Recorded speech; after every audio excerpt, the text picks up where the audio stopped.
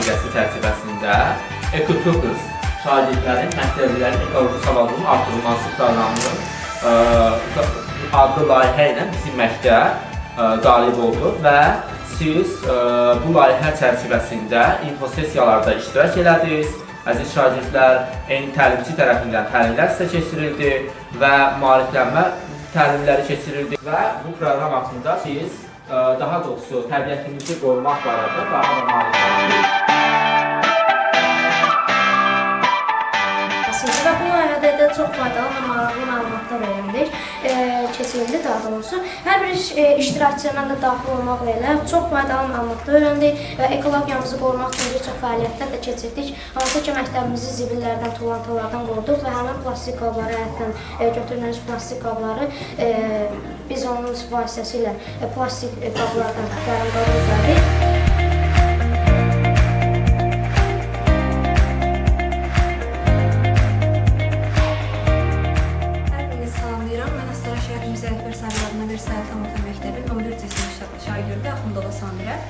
Təhsildə İnkişaf və İnnovasiyalar üzrə 8-ci qrad müsabiqəsində qalib olan layihələrdən biri də məhz məktəbimizin ingilis dili müəllimi Babək Zozadənin yazdığı məktəblərin ekoloji savadlığının artırılması, Ekotopus məktəblərin ekoloji savadlığının artırılması layihəsi idi. Layihə çərçivəsində 12 görüş keçirildi, təlimçi Samir Salayev tərəfindən və 6-dan tutmuş 11-ci sinifə qədər olan sinifdə olan şagirdlər iştirak edirdi. Layihə nəinki Azərbaycan, eləcə də dünyada qlobal bir problemi əhatə edirdi, hansı ki ekologiya.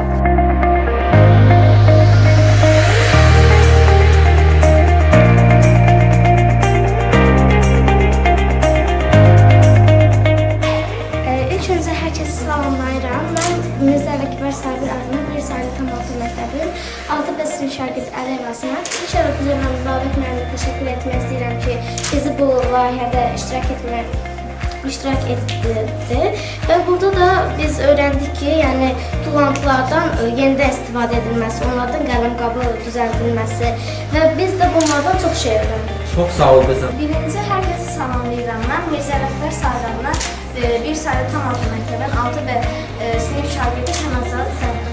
Mənim bu aktivite proqramla bağlı fikirlərim çox maraqlıdır mənim üçün. Çünki burada şagirdlər əyləncəli, məsələn, oyunlar, əşyalar hazırladılar, bilgilər öyrəndirlər. Bu uşaqlar üçün həm də yararlı olacağını düşünürəm.